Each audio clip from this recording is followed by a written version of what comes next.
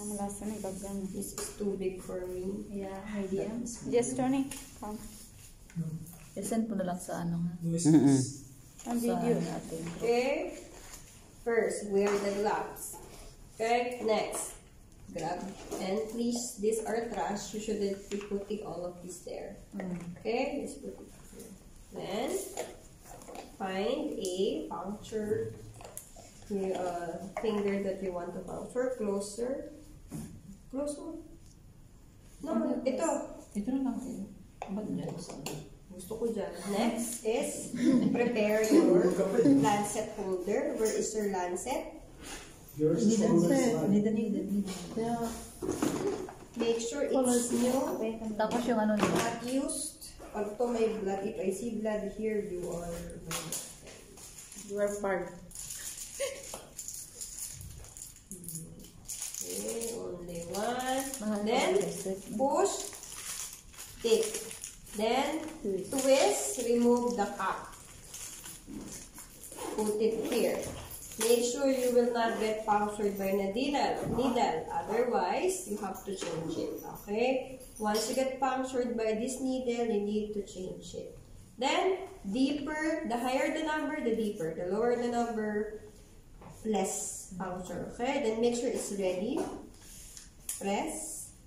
Pull. Press. If you pull, that means ready. Put it down. Prepare your strips. Okay? Make sure it won't fall. And if you will see that chip, it's always on the top. Huh? See? Wait. Yeah, if that's the logo, that means ready to collect the blood. Then, massage a bit. Do not touch the side that you already cleaned. Okay? The way you will pump with aligabok here. Then, in a count of 3, take a deep breath. 1, 2, 3. Puncture. Press. Remove the first blood. Discard. Then, collect the blood. Baby busted yan. Put it down. Then, ay, bakit? Cups lang. Last one na yun. That's fine. Then, apply pressure. And after that, make sure you will remove this one. Okay.